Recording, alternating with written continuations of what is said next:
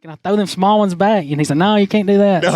So I was like, dang it, But yeah, we had enough to get a mess for sure, though. That's awesome. All right, everybody. Well, we are back live again with all the MLF guys that are so nicely to stop by the Real Shot. And we got the main man sitting right next to me, Jesse Wiggins. He's just telling us about all the walleyes he's caught. And making sure you're legal. And but you caught four out of a 5 possible. 5. I caught 5. Oh, you did catch 5. Yeah. I went back that evening and got me one more. Nice. What were the walleyes biting on? Jerkbait, a perch jerkbait, and oh my goodness, Were they crushing it? Yes. Oh, you could just jerk it and you'd pause it and it would just take off. Really? It was awesome. And everybody around, I guess they was drifting. I don't know if they was drifting live bait or something. I don't know what they was. They might have been perch fishing. They was catching walleyes net. I mean, that one point was loaded with them. I mean, every drift they was catching 2 or 3 at a time, and I power poled down and caught like 5 or probably 10 in a row. It was fun. Any nice Not ones? a single bass. 15 inches, probably biggest one. Eaters. Oh yeah, that's what they's like. Oh man, these are good eating size. I'm like, well, that's fine with me. Perfect. That's what I'm here for. Yep. But, May not catch a bass, but at least you get a meal. Exactly. Exactly. So, what do you think of the Bago system? It was fun in practice. Like it was fun. Like I had one of the best practices I'd had, but they was just shallow in them canals, and you could just go in there with a little worm. I mean, I was just pitching it around, and I'd shake them off. I mean, just 3 or 4 in a row, and then I'd leave, go to another canal, first 3 or 4 dogs, and it just got hammered as the tournament went on. I guess it got in my head. I think I moved around too fast as far as tournament wise goes, but. Overall, I mean, it was fun fishing. I mean, you could get bit. And, right. I mean, guys are still getting bit right now. Even it's still getting hammered.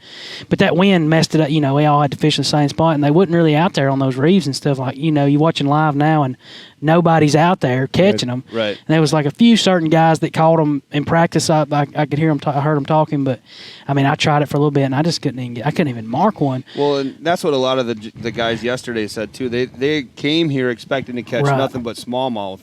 And we're surprised how many largemouth. Well, I'm even surprised on how many largemouth are catching out there. Yeah. I mean, they're out there, but it's right. Yeah, I mean that's what when I come like in the top of my rod box, I usually keep like the rods I'm fixing to get out and fish with the first day of practice. Well, I drove across the bridge and I seen the watercolor and I seen how dirty it was, and I'm like, that stuff ain't gonna work. So I got to those cabin we staying at and changed it all out and got all my largemouth stuff out, and they was biting. I mean, you catch tons of largemouth. And I think I just let it get in my head, and like all those guys fishing that stuff, and they replenish. I mean, they do. I watched some guys fish the same stretch all day. Yep. Come in with 40 pounds, and I'm like, I just didn't do that. I didn't think there was that many, but there is, because guys are, catching new fish every time. So it's crazy. Well, and Ish was telling us yesterday too that he had broke off one. And he went back, fished that same spot a little bit later, and he caught that same fish with his hook still in it. Matt Lee did the same exact thing. Really? Yep, sure enough. He did the exact. He said he set the hook, and his leader broke, like 8 foot of leader broke. Said 10 minutes later, 20 yards down the bank, he caught that fish with his leader and got his bait back and everything. Nice. Really?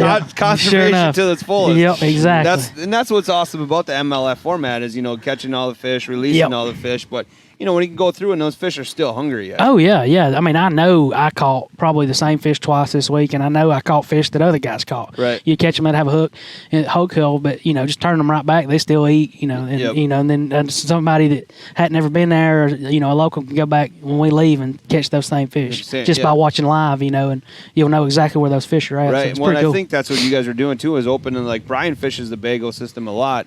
And he was even surprised where you guys were fishing in at times, right, Brian? Oh, yeah, for sure. Some of that shallow stuff, I was like, where are they going? Yeah. I mean, like where Ike was yesterday, for instance, I was like, nobody fishes that. Right. You talking about where the aerator pond, that's where I caught most of mine the first day, was right crazy. there. And I watched live, and he went in there after me and caught some, and that's where I started the tournament. Yep. Caught everything I caught the first day right there, but it was crazy. All the guys would just circle all that stuff in there, and everybody caught a couple each time. But yeah, locally, I think the guys, the typical local Saturday 5 fish, big fish type deal. Guys are on the reefs trying to get 5 big smallies. It's just a different game, right? I mean, that's what we talked about yesterday a lot, is how much MLF is kind of just different. It's not good or bad. It's just different. Yeah. Right.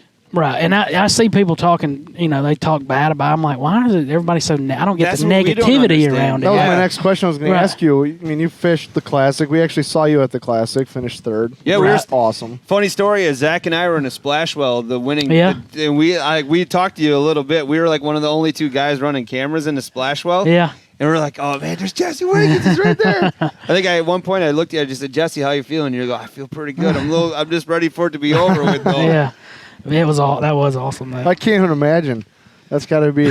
So we'll get back to the Classic here in a second because that's pretty awesome stuff. Yeah, phenomenal. Fishing the 5 big versus MLF. What are your kind of takes? Pros, cons? It is different as far as like you do have to get more bites, but I mean I've noticed the guys that do good are still catching big ones. But you just see that they catch all those small ones throughout the day. I mean, yeah, you don't see as many guys flipping, I guess, but I mean. The guys still catch big ones throwing a wacky worm all the time. And even in our fast fish tournaments, people still won tournaments throwing a wacky worm. Yeah. Even the elite tournaments right now, the guy up in South Carolina, he won it throwing a wacky worm in a canal. Right. I mean, it's still, and people just, but I mean, yeah, you don't see as many people doing it, but I mean, you still see Ish flipping, and he still makes checks or makes the cut flipping. Yeah. I mean, it ain't that different. People just think it is because the way the old MLF was, there was no practice, and of course, guys go straight to the bank and try to catch fish what's obvious. But now we get practice, so guys can target bigger fish too. But as far as I mean, I don't care. Like if it's 5 fish, I didn't really care. But the main thing about Major League Fishing is like. We had no entry fees. And somebody like me starting off not having entry fees, that's huge. That's a $50,000 raise right there at the gate. Right. So people try to think it ain't about money. It is about money. I mean, we're doing it for a living now. Right. So, or I am. I pretty much quit my respiratory job. So, that was a $50,000 raise right out the gate. Yeah, that's nice. Sign me up. It's pretty hard not to go with that, right? I mean, right. Well, and the fan. Another thing about the negativity, the fans, you get more fishing to watch. I mean, it ain't like who cares? I'm with you. I don't understand all the negativity. Like, there's not I see the haters. There's thousands of people that love it, and they watch it. But just some of the haters are. But that's what I don't understand is why. I mean, you're getting to watch more fishing. So me looking from the outside in, I always loved. I mean, I watched every episode of Major League Fishing, FLW, Elite Series, fishing show. I mean, it didn't matter. I watched it all. You just watch it. You're watching it for hook sets. Exactly. Well, that's part of the problem with the internet land, though, right? Like people just like to complain. That is very true. That's just what they want to do. Exactly. It's just haters. It's part of the nature of the thing.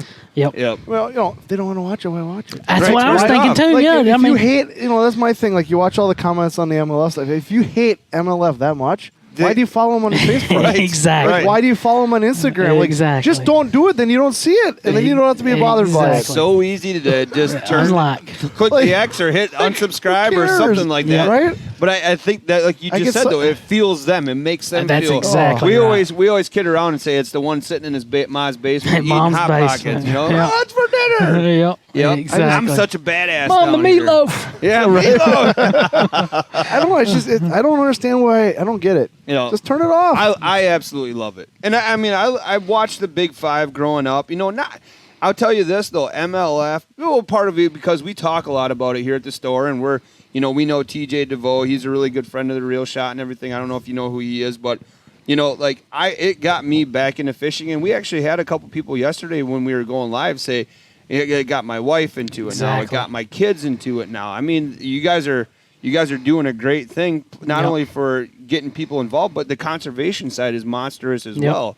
You get a slight penalty if you drop a fish, even though it's not intentional. Hey, man, and the new people watching it or new people going fishing, they're going to think about that when they go, well, let's don't let it hit the carpet, because they're not doing it. So, and there's nothing like that's all positivity stuff. And Major League Fishing, the whole deal is positivity too. About the fishing and bringing it to more people. And like he's talking about the wives, my mom, this was before I even got invited to fishing MLF. I'd walk in her house and she would be watching Major League Fishing, and she would text me, "Hey, Jared," she would call, "Did you see who won that?" And I'm like, "I ain't even watched it yet." She knows every episode. Nice. I was like, she's got her favorite. And like before that Major League, she didn't watch fishing. I mean, she watched us, and, she would watch whatever I was fishing. But now she watched the whole seasons, and my grandma watches it now. Nice. It's like they all know what's going on before I even do. But yes, I mean that's what Major League Fishing has done is opened it up. Here's a question for you. So obviously they root for you. Who do you think their next favorite Ott is? Defoe. She's that's her favorite. I told Ott too. I said, Ott, you're like probably her. I mean, I'm first, but you're like 1A or 1B. You know, I'm 1A. She must have had a riot at the classic then. Oh yeah, that's what. First and third. That's what she's like. If we could just swap y'all. If we could just swap y'all. You know, that's what she said. Awesome. Yeah, that's what she said. But it's definitely all. I mean, she's just always liked him. You know, but that is her for sure. I don't know him, but he seems like he's an awesome guy. He's like the nicest guy. Like, oh my goodness, he's every he's single so cool. one of you guys are phenomenal. I mean, I agree. You guys, yeah, I agree. They are. I mean, they are. I mean, it's just like regular guys. That's what people, you know, they try to put all of them up on pedestal. I mean, they're just normal dudes. Right. They just love fishing. And and the good thing, like all the fishermen, most of, you know, everybody respects each other because we all know how hard we've worked to do it. You know, and like knowing, like I'd say out of 80 guys, 70 of them like earned every single, or no, I ain't gonna, everybody earned it. I'm saying like from the bottom, like had no money when they started off, and like you know, when I got out of high school, I didn't have any money, you know, nothing, you know, and so just started from the bottom.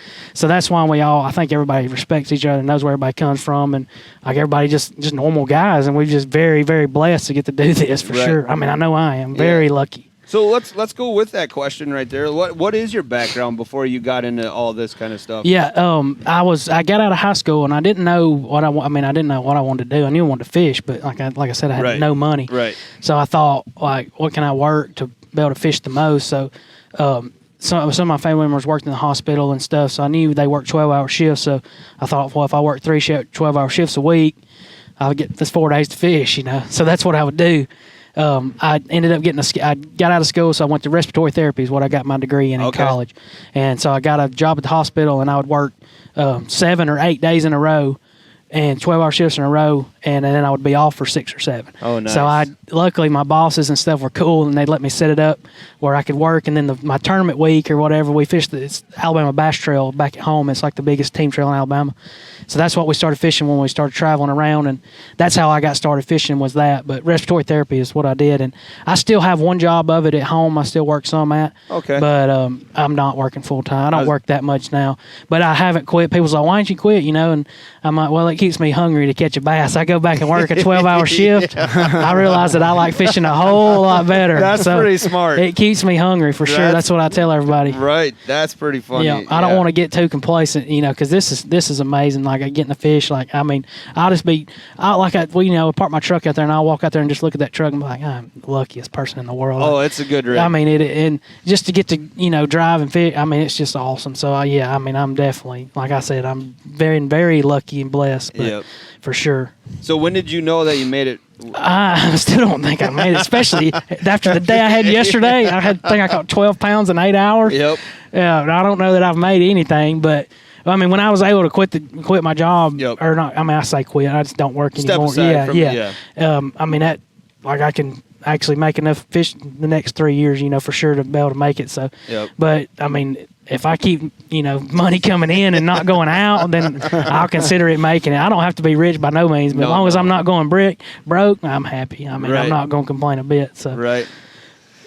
That's awesome. I love it. These questions these are my favorite part. I mean, that's fine. Yeah, whatever you want. We had some really good questions, and if there's any viewers out there that want to ask questions right now, that's a good time. But so then back to, I thought this was a good question we were asking yesterday. So back to like, do you remember what your first good combination was, or your first combo was? Like, some of the guys yesterday were saying like an ugly stick combo was where they kind of started from. Yeah. Ish, obviously, I call BS, but he said, "Oh, it's a Daiwa combo." Yeah. I'm like, come on, Ish. They're here, but you don't have to work that hard. I'd say my first. I have no idea, but I know it wasn't an ugly stick. And luckily, my dad fished and got us fishing, so he knew, he knew he had good, good equipment or pretty decent equipment.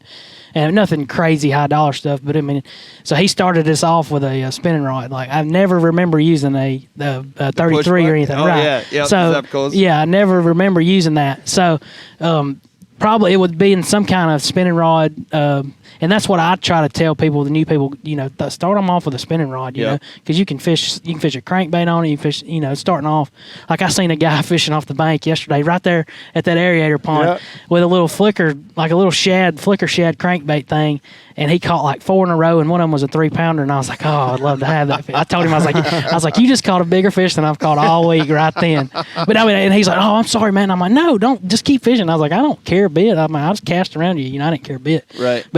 But yeah, just you can throw everything with a spinning rod, and so mine was definitely some kind of spinning rod combo, but I have no idea the brand. I mean, it's probably a Shimano if I had to guess. Okay. But, and the rod, I really don't know. Okay. It's been we didn't. He would rig it up for us and just tell us. The first thing he got us was a shaky head, and it don't get hung up that much, and it's weedless, so. That's pretty much all the way through, and it's still all I throw pretty much. Oh, but, really? Well, yeah. That's your confidence. Oh, that's the bait I pick up anytime. That's what I caught them on in practice. I would just go in there with a little 1/8 shaky head with a little 4-inch worm on it, pitch it around. Just catches fish anywhere. Oh, it does. I mean, that's how the last 4 cuts was putting that little Jackal flick shake on a shaky head. Yep. Goodness gracious, they bite that thing. And and they bite it. People's like, why you like throwing it? But it catches something. Exactly. That's why exactly. I've been trying to start the shaky head method a little bit more. Yep. I've always been a finesse guy. I always like throwing plastics and everything like that. But I've just recently started throwing the shaky head. I'm gonna have to try that flick shake. It will. That's gonna be a. I bite just the tip of the end of it off. So it has a little bit more meat to slide up on the hook. It'll last a little bit longer, but that's the only tip. But that's the only thing you do. Just bite it. And I just throw the 5.8. Okay. And any kind of green pumpkin color, usually what I throw. So right. And I threw black and blue here a bunch because it was kind of dirty, but yeah, they bite that flick shake. Yeah. Like everybody usually just wacky worms it. Yep.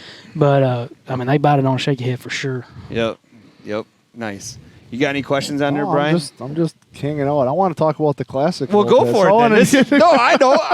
I knew it. That's why I kept looking at you. I'm like, I'm waiting. You got to get through the question. So, was that your first classic or no? Third classic. Third classic. Yeah, I've just stunk it up in the first 2, big time. That was the first cut I'd made in the classic. So how did that feel? Like, cause we were actually physically there. It was phenomenal. Watching the 6 go up there and the videos. And what was that like? Like, what is that like?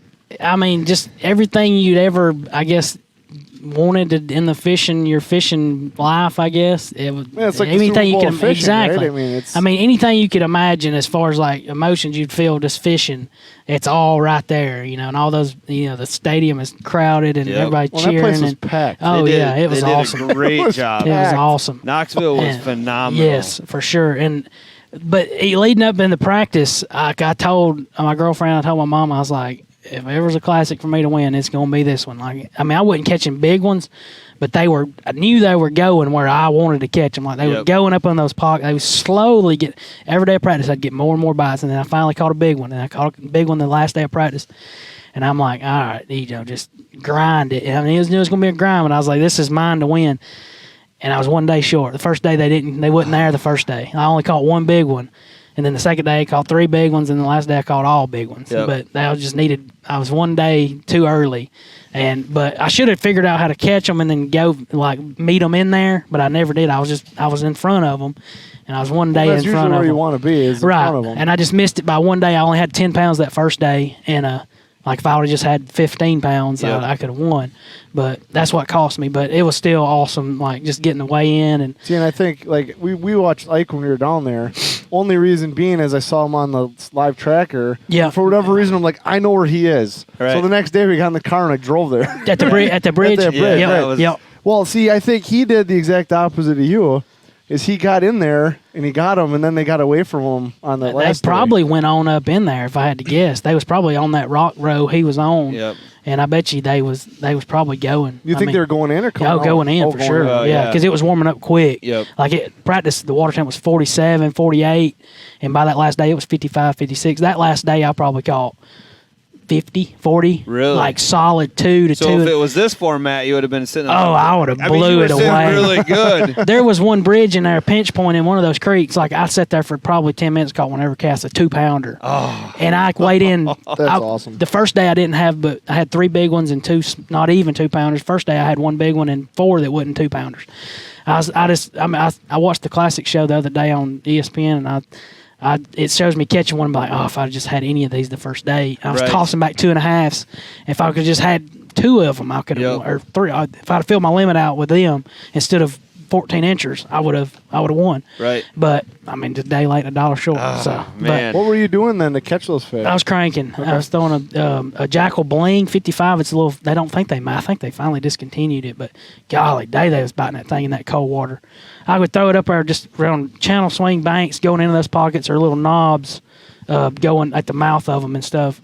And then I caught them on a like a Spro. There's a little Spro little deep diver thing, Little John. Spro Little John. And it went to about 5 foot, I think. It was just a tight wobbling, anything flat-sided. I don't think it mattered. But the funny thing is about that crankbait, and I think I told the story. I may have told it on my Facebook, but I was cranking with one of the crankbaits, and I caught that crankbait, or I caught it was a Little John, and it was hand-painted. It's like this orange, reddish belly. I was like, dang, that thing looks sexy. So, of course, I got all the moss, cleaned it up, and I was like, dang, that looks good. I knew it was hand-painted. I'm like, well, somebody got this painted for this lake, I started throwing it. Oh, my gosh, that's in practice. Really? Well, I broke the thing off the last day of practice. I was like, oh, my gosh, what am I going to do now? So my buddy, he lived there close, and I said, hey, any tackle stores have this crankbait? He's like, yeah, I know. He went down there, he sent me a picture. He's like, what about this hand-painted one? It was the exact color almost. No way. I said, give me every one of them he had, and he had 2 of them. Wow. And I caught them in the Classic on that bait. Oh, man. I reeled it up from the bottom of the bottom of the lake. Did you take pictures of it after you started catching fish on it just so you had I did take a picture of it. Yes, I did. And then, I got that picture. I'll never forget what that bait looks like the rest of my life. What are the chances of that? But I caught it. I sure did. That's a sign right there. Well, I knew it. I was like, I need to throw it. And then I threw it, and in practice, like the first 5 casts, I caught one on it. I was like, oh, my goodness. But they wasn't big ones, but they were keepers, you know. And then them big ones was just eating it that last day. God, they was just, literally bleeding. Choking it on. I would get them in, they would already be bleeding. I was like, and that's, when you're cranking, that's the ultimate bite. when they got it down that far, you got the right color. So, but yeah, that was fun, though. That was, whew. That's when you knew. I got to thinking that last day, I had all that crowd started showing up because I knew I was whacking them, and I knew I was close to leading it. And I was like, it may have been meant to be, after catching that crankbait and then he's like eating it now. But give it to Ott though. He showed out that last day and came back. Oh man, it was awesome. Yeah, it was cool. Awesome. I still can't imagine sitting in a boat, coming out of the tunnel. Yeah.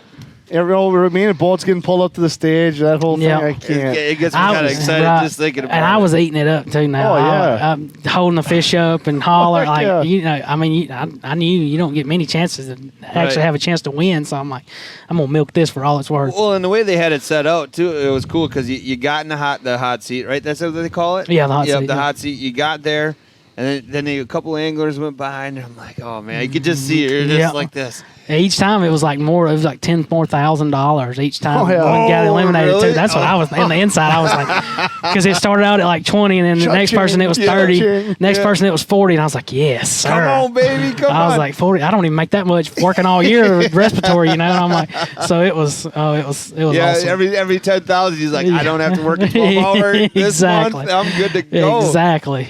Well, still, coming out of there with a 3rd place finish, you got to feel good about it. No, it was fun. It was awesome. I'm not one bit disappointed. Of course, I'm fishing to win, but after only catching 10 pounds the first day, and I was like in the 20s, coming back to finishing 3rd, I'm not going to complain. Well, plus you look at some of the guys that you beat out to get to that spot, and then the big 6. Look at even some of those guys are good sticks. All over that place. No doubt. Yeah, that's an accomplishment all over. So that was But like we were just talking about, Zach and I were sitting there doing, and you could just feel the emotion. It was like electricity flowing through that place. For sure. And every guy, then, like the nail biting starting to happen too. I was like, man, this is intense. Then when Ike jumped into the splash crowd on our side, that that was cool. Yeah, that was fun. Yep. And so, when you chose to go to the MLF style, did you feel like you lost something by not fishing the Bassmaster? I love Bassmasters. I don't have anything but to say, but bad to say. But as far as, of course, me being the competitor, like growing up, I was always competing in sports and stuff in school, and I wanted to fish. I knew all the the guys that was the best fisherman was fishing Major League Fishing. Oh, because I was the last one to get one of the last ones to get invited, so everybody had already said they was fishing, and that's who I wanted to fish against too. And then plus when they decided we weren't going to have any entry fees, I'm like, well, there's no brainer here. Right. Because, I mean, that's what people don't realize. You know, everybody's thinking, oh, they're regretting to go. And no, there ain't one single person over there Major League Fishing regretting it. No. Yeah, I mean, I don't know where people get that from because, I mean, it's not knocking bass. It's just that Major League, you know, the guys before me all told Bass, we need to fix the entry fee problem. Need to fix this entry fee. And no, they never would do anything about it. I mean, they went up, you know, and Major League Fishing come along and then all of a sudden Bassmasters are going to be like, hey, we're going to knock the entry fees in half, you know, or that's what they kind of proposed. And we're like, well, why didn't you do that before? Because you've had this chance. So that told me like they could have done this and they didn't. And so I don't regret it one bit. Right. Like I said, I started at Bassmaster, and the only reason I'm sitting here right now is because of Bassmaster. Right. But I mean, you can't knock a guy for wanting a $50,000 raise doing the same. You're doing the same job. And it sounds like MLF listens to you guys. They do, and it's half owned by the anglers. So we literally get to vote on every single thing fishing wise there is, like payout, format, you know, hours, like everything. We get a say in it, you know, and that's the way it should be. I feel like. I mean, I love it. I mean, I have no complaints, you know, and I stunk it up. I mean, I didn't make the rare cast. I mean, I had 4 bad tournaments. I had 4 good ones and 4 bad ones. So, I mean, I ain't like I tore it up or I'm right in the middle. And, I mean, I have no regrets. So do you go fish some stuff? And you said you still only got the cups coming up? Yeah, I got one cup, the third one in September. We don't know where it's at or anything. Right. But that'll be my last MLF event. And then I may fish an open or two, a Bassmaster Open on the lake, if it's a good lake or something. I mean, because they got one up here in La Crosse coming up in August. I don't know. I signed up for them, so I may end up fishing it. If not, then that one is probably my last one for the year. Then it's bow hunting. Then it's bow hunting. That's what I was talking about that here we before we went live. Yeah, I love bow hunting, y'all. I mean, I killed my biggest one last year on my family's farm. It was a big 7-point. I mean, it wasn't big for y'all standards up here, but come on. Alabama, it was probably a 120-inch 7-point, I guess. Yeah. So, I mean, it was the biggest one I'd killed. It's probably the biggest one we've ever killed off our farm, too. So, I mean, it would have been a monster, you know, 7 or 8. It was just a 7, but, I mean, it was a big one for home, and I got excited. That sucker was walking up. The thing about it is, it's a funny story, or I say funny, it's an awesome story for me anyways, but I'd had him on camera all year at dark. It was always dark. He never would come in, or even in Velvet, never had a picture of him in the daylight. And I'd get him right in the evening, right after dark, or early in the morning, right before daylight, but I was like, I'm still going to hunt him, you know, never know. And finally, I was sitting there one day, it's like season opens October 15th, and I'd hunted almost every day. October 31st, I was sitting there, and his running buddy come up before dark, and that's the first time I'd even seen his running buddy. Yep. So I was like, oh, here we go. But his running buddy was bigger than anything I'd ever killed with a bow. So I was like, I'm gonna give him 5 minutes, and I'm blasting this sucker. Like I wasn't waiting any longer. But that 7 was bigger. This was 8, but that 7-point was way bigger, and I was like, all right, I give him 5 minutes because I had about 10 minutes of shooting light. Okay. And they had no clue that I was even around. So I was like, I give him 5 minutes. Well, 4 minutes went by, and I'm thinking like, please don't show up. I want to shoot this one. I'm ready. I'm already standing up. I'm ready. And I heard something down there, and I looked down in the holler, and I seen him. I seen his horn. I was like, there he is. And then I got like choked up. I started coughing, and I was like I swallowed my spit. My legs were hitting the tree stand shaking. And then because I'm friends with Gerald, and he's always hunting. Like he loves hunting. Gerald Swindle. Yep. I mean, he just ate up with it. And then at that moment, I realized, like, well, now I know why people love hunting. Because we'd always like dog hunted and stuff growing up, and you only get like a 30-second, like that feeling. You hear the dogs coming, you get, you know, it's 30 seconds a minute. Watching that thing come up that holler, Lord have mercy. Took forever. And like I said, look away. Yeah, that's what I did. I was like, don't look at his horse. Don't look at his horse. Don't. Find an open spot, you know. That's the only thing I was doing. But, I mean, like I said, it wasn't no monster. But for me, it was that biggest one I'd ever seen. Though. So here's a good question. Shooting that 7-pointer or sitting on the Bassmaster hot seat, which one was better? Bassmaster. I was going to say, I don't know. Is it a no-brainer? No, it's fishing. I mean, it'll never not be fishing for me. But that was as close as it comes, though. Yep, I mean, man. I mean, definitely. But fishing it'll be my love. I mean, I can go fishing right now. I was wanting to go somewhere this morning, and I just fished 5 days in a row out there, you know, and got my teeth kicked in, but still thought about going somewhere this morning. So, and I'll go when I get home. I'll probably fish Saturday night tournament tomorrow night when I get home. Like, I fish throughout the week. I love it. So, I mean, yeah, it's always going to be fishing, but hunting, no, it's a good way to pass the winter by now. Oh, man. For sure. Yeah. So you said you had 4 good events this year, 4 not so good. Do you think you learned anything that you'll take into next year? Definitely. About the format? Is it the format change that is Cookaway used to, or? Maybe a little bit the format, but mainly I just didn't find any fish. Like, I just could not get bit. Like, Conroe, our second event, I fished all day the first day of the event and did not get a single bite. Oh, like, man. I zeroed. That's the first time I've ever zeroed in my career, you know. Oh. And I literally didn't. I fished 8 hours and never set the hook. That's a long 8 hours. I didn't even have a bluegill peck on the end of my arm. Dude, imagine with Score Tracker eating you alive on that one. I just told him at one point, I was like, I don't want to know anymore. Just this isn't it. I know where. I said, when you got 0, you know exactly where you're sitting on the Score Tracker. There's no question. There's no guessing. So that's why I told him, I was like, you ain't got to tell me because I know I don't have anything. And for all day, they were, like I said, Brandon Polnick, like, he's one of the best. He won Angler of the Year in the Elite Series.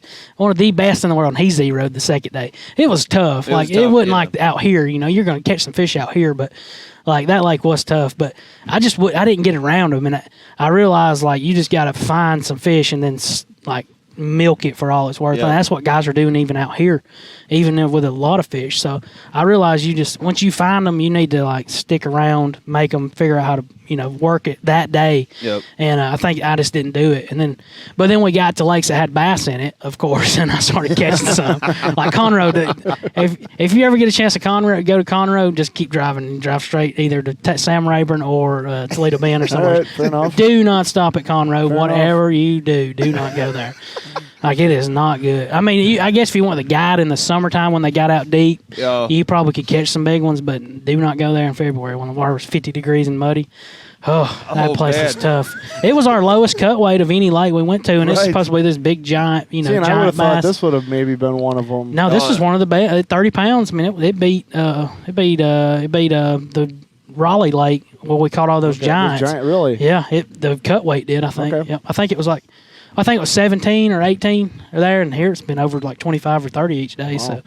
So well, yeah, that's good. I mean, I think the lake showed up pretty well. Its numbers. A bunch of 2-pound largemouth. Like, it was fun. Yep. I mean, I don't care what you say about it. Catching a 2-pounder is fun. It's fun. I mean, there ain't nothing wrong with 1-pounder's fun. it is for me. Catching fish is catching a fish, right? A bluegill's fun. I love watching a floater go. Did you spend any time? No, I know you guys can't talk. Can you talk a little bit? Yeah, I can now. I can talk anything now. Okay. Yep. Did you spend any time on the Butamore or Winnicott? I didn't. That stuff? I didn't. I took my chances. I'm like, well, it ain't gonna do me no good to go over there if I don't make it to there. Yep. So I just spent all my. And this place was so big, and like at the time I didn't realize that one side of the lake was gonna be the biggest player, that west side. But like, you don't know that when you first get here because you don't get any info. But once you get to looking at it, you realize that's where you get all the bites at. Because the first day I stayed on the southeast side, and I literally got like 3 or 4 bites all day. Yep. And then you go over. I went over there the second day of practice and got tons of bites. So you realize, But yeah, I was like, well, there's no need for me going if I don't even know if I'm going to make it to there. Yeah. So I took my chances of just staying. It'll be interesting to see because it's such a different lake. Really? Maximum's 9 feet. Really? Right. Yeah. Butamore max is 9 feet. There's a couple of main lake points. I mean, it's just a completely different lake than Winnebago.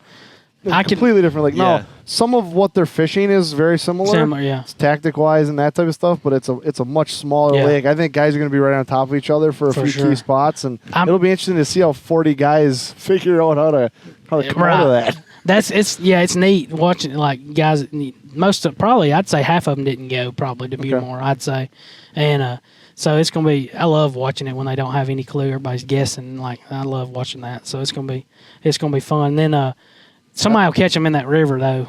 That connects them lakes for sure. Like, I didn't the Wolf or the Fox? Oshkosh, yeah. The one that's coming, Oshkosh, that river. Now, how far north can they go? Do you know? They can. Well, they may end up opening the Winnicott and the Poygan Lake just because they haven't used it. Right. Nobody's been there, and it would make it even. That's a lot because of body nobody has. Now there's a lot of water. I mean, because Winnicott is like 6,000 acres, Poygan's 9, and Butamore's 13,000. So there's a lot of water big there. Only 40 boats. If they open up the whole thing, there's a lot of water. Then that kind of gets rid of How the was whole. cell reception when you really did good? The only area that didn't have good cell is the far west end of Poygan, but I don't think a lot of guys would end up down there anyway. Yeah, it'll be. I think I think they'll probably end up owning it since nobody was there. They'll probably make it better anyway. See, some of the best fish in this whole system is that Wolf River that above comes that. out of Poigan up into that Wolf River. Right. Oh my God, it would have freaked you guys out. There's smallies and largies in there. That thing's a smallie factory. Really? Oh my God. Well, of course, we didn't get to go there.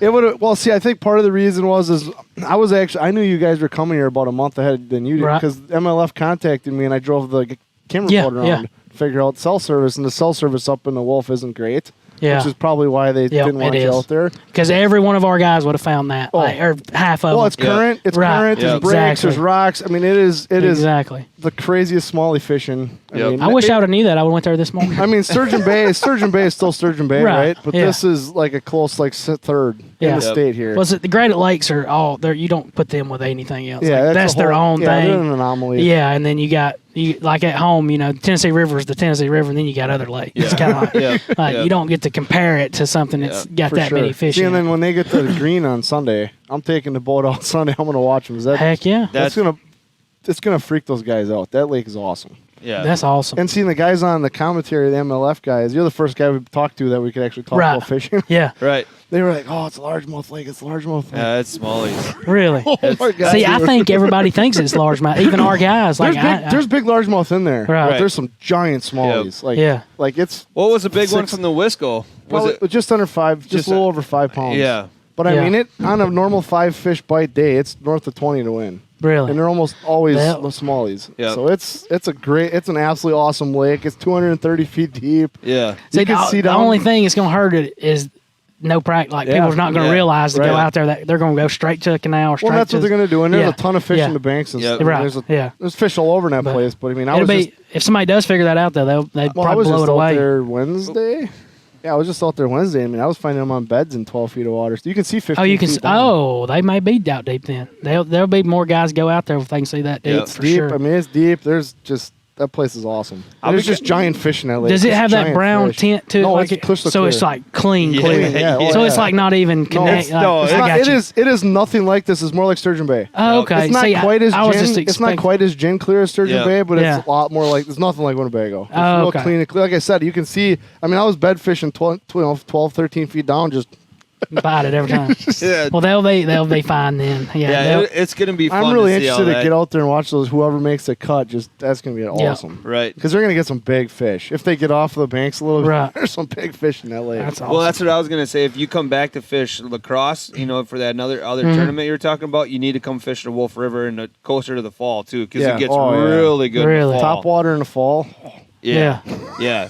So if you set a couple days aside while you're back in Wisconsin, you got my phone number. I'm not saying I'll fish with you, but I'll get you in touch with Brian. Yeah. If you can meet up with Brian and you guys go, he can put you on some fish in the Wolf River. The whopper plopper in the river in the fall is just about the stupidest thing you've really done. Oh, a lot of pike. You want to have you a couple. You do catch a lot of northerns, but man, they just destroy that thing. They can't help themselves. That's what I caught them on that whopper at Toledo. I mean, not Toledo, but Table Rock. The first day of practice, the first time we was there, I know I got 100 bites the first day. Like, I had never seen anything, but so I'm addicted to the whopper plopper now. Like, they just eat it. Yeah, that was my first. That was my first encounter with actually catching more than one or two on it. Yep. And now, I love that thing now. Yeah. Well, you can pop. I mean, you can fish it so many different ways too. Yep. Just steady. You can pop it a little bit. I mean, it just throws water, man. They can't handle. I don't know what it is about that vibration, but they just can't handle it. It's a cool looking bait. I have to smell that. It's a cool looking bait. We'll have to show them those spinner baits we just got in. Those mini A-rigs, dude. Those things look sweet as well. From Evolution, I think it's called. Evolution. I've heard. I think I know what you're talking about. Zach is going to get some right now. Oh, but it's like it's a spinner bait, but it's got like 4 arms coming off of it. And it's pretty crazy. Oh man, we literally just got them in yesterday, and then we talked about them while we were on the live show, and they're on the shelf right now. They look sweet, dude. Heck yeah! You need to contact. Oh, here comes one right now. Let's see here. Oh yeah, I got one of them. I do have one of them. Do you really? I swear. Have you fished it yet? I have. I caught some on Smith. I haven't threw it a bunch. We could throw that in our. That would be legal in our tournament too, though. We can throw double wire stuff. So yeah, they'll bite that. They're gonna. Those things are gonna go fast. Yep, they'll bite that. That's I'm not sponsored by Evolution. You got to give credit when it's a cool bait. It's a cool bait. And that's it. Yeah, I mean, if they want to contact you, you want to give them your phone number. You can contact them, but I got some other good questions for you. Go-to boat snack. So yesterday we had this long conversation about bananas in the boat. Yeah, Matt's a fan of bananas. How do you feel about it? Are you superstitious with that one at all? No, because I've watched like Andy Morgan and their Brent Chapman one angler of the year eating a banana. Like, I'm like, there's no. But yeah, like, who said who was it? Randy Howell yesterday? No, it was Stephen Browning. Yeah, he said he goes, "I'll eat a banana right in front of you. I don't even care." Yeah. No, I remember the day Chapman won the angler of the year that day, he was eating a banana, and I'm like, "Oh, there goes that rumor, or that suspicion. Like that's over with. Let's put that one to bed." Yeah. And a lot of them guys eat them. Like I think Aaron eats them, and he's one of the best in the world. So. I was gonna say if Aaron Martins can do it, exactly. Yeah. So I'll be okay. It was funny because that conversation came up because we were filming the tournament on Big Green, and Brian and I are coming in for about the weigh-in time, and I'm digging in my bag. I'm like, man, I'm hungry. I'm gonna eat something. I'm like, oh, my banana got smushy, and he looks at me. He goes, "What'd you just say?" I go, and I was like, just as I caught myself, my banana. He's like, "You telling me you had a banana the whole time?" No, I didn't. So back to the original question: your lunch or your go-to boat snack? What is it? Peanut butter and jelly wrap, probably. Nice. I keep it in the cooler, and it's like cold when they're so good. And a Gatorade, and they're like a G2 or something. That's the best. Yep. Or that's definitely what my snack is. Yeah, you don't have a jerky guy you want to shout out? No, I do I get jerky every now and then, but that stuff's so expensive. Like, I know. It don't last long, and I'll just sit and eat the whole pack, and I'm like, I just can't do it. That is the problem with jerky. Once you open it, it's gone. You and I, we're all in the same boat. We need a jerky sponsor for TRS Live. Yeah. You need one as well. Exactly. Because we're waiting. When Brandon Coulter comes in, he says he's sponsored by Crockett. Creek. Yeah. And Ish says you got to get the honey habanero. Oh, that sounds good. Oh, man. We looked it up there on the website a little bit. I mean, again, like... I need a jerky sponsor like I need another hole in the head. Seriously. No, but we need a jerky sponsor. Jesus, bad. You have to roll us around, dude. You have to roll us out of here. I love beef. I love I know. It's a deer problem. jerky. Deer jerky or hot sticks. You open a pack, they only last about 30 seconds. Because it's like it's eating Pringles. Once you pop, you can't stop. Exactly. Almonds too. I eat almonds. Like them fill you up kind of quick. Like I just like eating something. I'm not gonna be hungry. Yep. So like in the mornings, I'll eat like yogurt. I don't know why. I don't really like yogurt, but you don't want to eat for like 4 or 5 hours. And I just like eating it, and then put some granola with it, and you're done. Right. For like till dinner. You don't even get hungry. So. That's what I do, and I don't know. It seems like it helps. See, that would be the hard thing with fishing the way you guys do. Is I think I'd have junk food snacks. You don't even get hungry, dude. I know you don't. You really don't. I think that would be like something simple and easy. Like grab a little Debbie or something. You get out there though. You don't eat. You don't even think about eating until the boat's in the trailer. So when you guys get the breaks, do you actually? Is that one of the first things you think about? Though, drink and eat. I get something to drink immediately. Right. And then if it's real hot, I'll drink throughout the day because you need to stay like hydrated. It makes your brain work better too, staying hydrated. So and then definitely in a break you eat lunch or eat dinner. Like we get a break at like 1 usually or 12:30, and so eat a sandwich or something. So always make a sandwich to go. So that's a nice thing too for you guys. Oh, I love the breaks. Right. God, that would be awesome. Oh, I love them. That would be plus awesome. the score tracker stops for a good 15 minutes. And you don't have to worry about dropping. A lot of zeros on there. Yes, you don't have to worry about dropping. And retie your leaders, everything. Refocus a little. Oh, yes, right. I love them. Well, like you said, you get refocused, rehydrated, you're ready to go again. Exactly. It's like getting back on the boat. Obviously your score is still the same, but you're ready to roll. It is. I love the breaks for sure. What is that like fishing with score tracker compared to not knowing at all? I love it. I want to know. Like it? Yes, I love it. Well, he's a competitive guy, Yeah. Well, see, I think it would help. Yeah, it don't hurt. As long as you don't have a camera with you, you can tell him, say, "Hey, I don't want to hear nothing," and he won't tell you. He don't have to tell you. If you got a camera, they got to tell you every 15 minutes or ever so often because it's part of the show. But it don't bother me. I know now that I've did it for 8 tournaments. I already know it's a proven fact. If you're not catching them, you're falling quickly. Yep. That's all that you need to know. If you're not catching one every few minutes or ever pretty regular, you're falling. So it's all you need to know. I mean, I can tell him. He can tell me my score tracker. If I go an hour without catching one, I already know I'm failed 10 places. I mean, 5 places. It's so crazy how that happens. Yeah, it's like if you ain't catching them, you're falling. That's all you need. I mean, that's all that matters. Right. But I do love having it. Like because you go in an area and you fish in an area and you're sharing it with this other guy and he's catching them.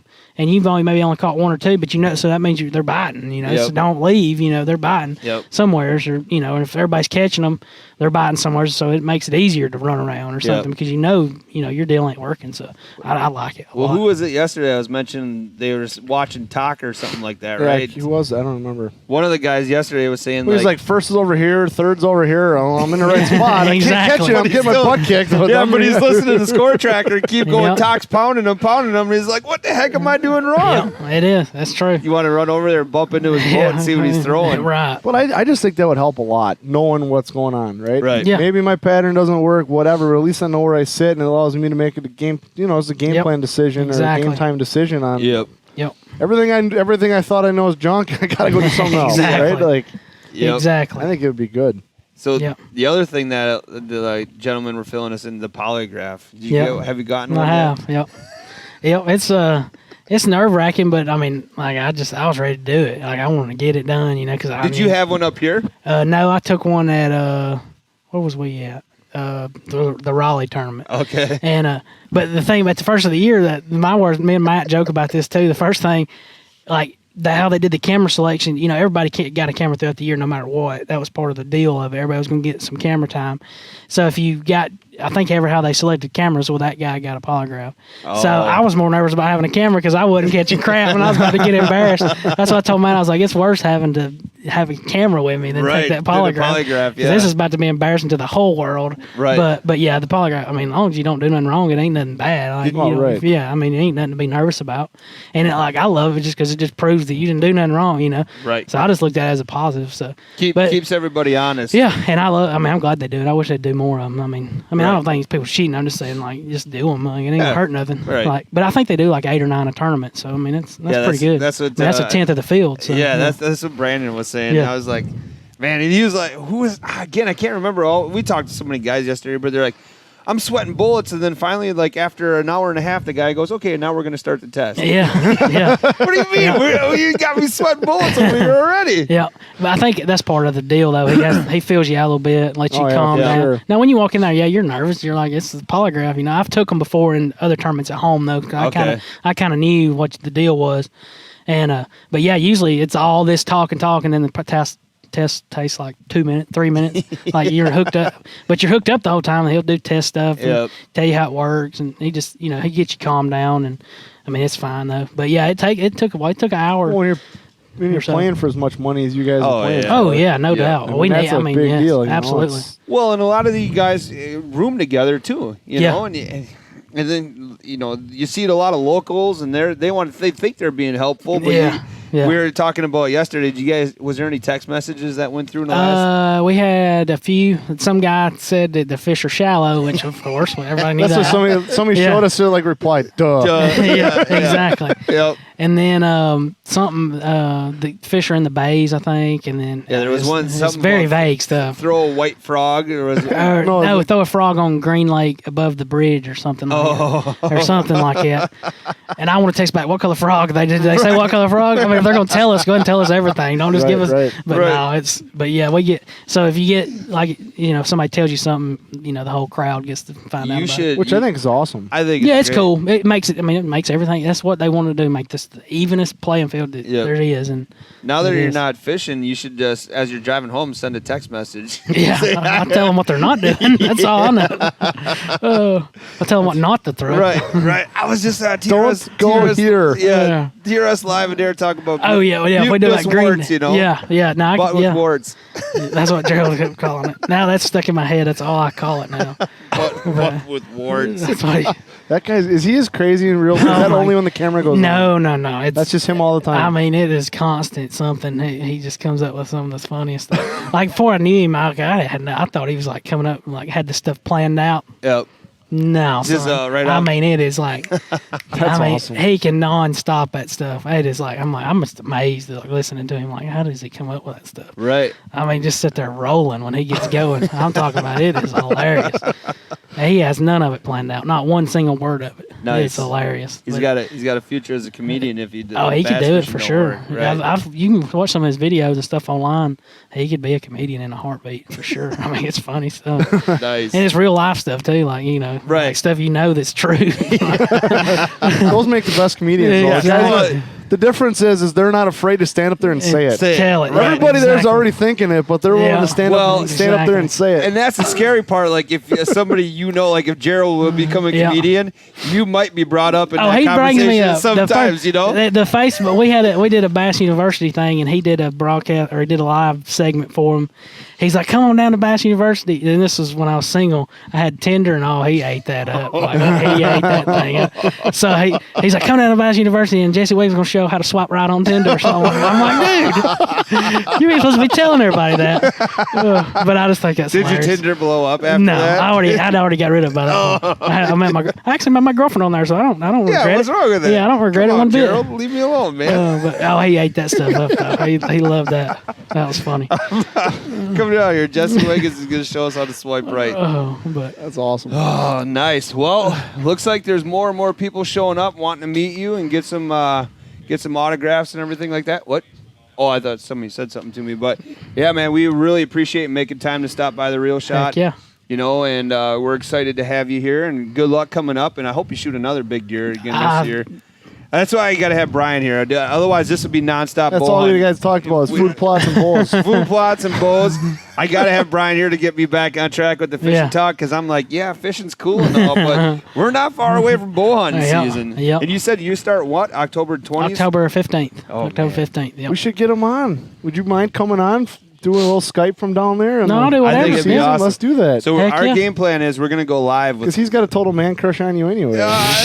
Yeah, so yesterday, you sent me a message yesterday, and I was like, the whole rest of the show, I'm like, just so everybody knows, I got Jesse Wiggins' phone number. No big deal. No big deal.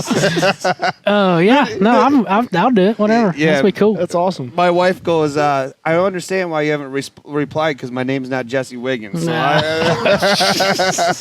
Lord have mercy. Oh, so man. Awesome. well, cool. Plus, Brent's here now, so a lot of other anglers are starting to trickle in. But yeah, man, I'm so happy you were able to make it up here today, and stick around if you can. I know you want to get back home, but No, I'll be here for an hour or so, and we'll come in. We'll talk some St. Croix rods and. yeah. St. Croix, they're made just up the road from here, so Yep. it's good Yeah. stuff. So, Yeah, and that's another thing. Like I'm thankful for them too. Golly day, I've been with them since I started fishing professionally. that's awesome. So there was that was my second sponsor. So it's, Okay. Oh, wow, it's that's cool. awesome. It's awesome. So, And how did that work? Did you already fish Croy already? I fished the Mojo series, in which I still fish the Mojo. I got the Mojo. I still throw Mojo on their top water, and they come out with my shaking head rod that I helped design. It's like a power shake. It's called a 7.3 medium heavy power shake. You throw bigger shaky heads and stuff on it, like on the Tennessee River and stuff, or in heavy current. But no, I knew about them. I knew that was awesome stuff. Yep. And my buddy, he had worked with one of the regional reps, and he introduced us, and it just went from there. And Oh, that's so. cool. And then I feel like I fit right in with them. They're just down to They're a earth great people, company. family owned. And like I'm very thankful for them. So it's been good. It's been awesome. So if anybody wants to come in and talk St. Croix with Jesse, he's going to be here for probably another hour, roughly. Yes. We want to keep you too long. We want you to have a safe trip home. You still got about 13 hours left on the road. Right. I don't know if you should do it all in one day. I doubt I do. I used to cook when I was young, but not no more. But, no. He's also looking for an energy drink sponsor Yeah. for today's ride home. 5-hour energy. Yeah. We're going. We're going. I've realized 5-hour energy, sunflower seeds, and Gatorade, and that keeps you. Sunflower keeps you seeds going. will keep me awake too. Yeah. Or it's either that or choke on them, so I keep chewing. So Yeah. So if any of those sponsors come calling for you, don't forget to mention they should go talk to the Real Shot Right. with the process. 'cause Absolutely. We need some. that's where for it us, started too. at. Well, cool. Perfect. Thanks everybody for tuning in again, Jesse. Thanks Thank so y'all. much for Thank y'all joining for having us. me, for sure. Thank you. We're gonna probably grab Brent right now, and then since he's here and he's talking to some people, but hopefully everybody shows up and gets some autographs and the rest Heck of the yeah. rest of the day. And we'll be right back. Are we cutting it? Or are we Yeah, I'm just going to cut it and we'll cut start it it? up again. All right, cool. Thanks Thank y'all. again.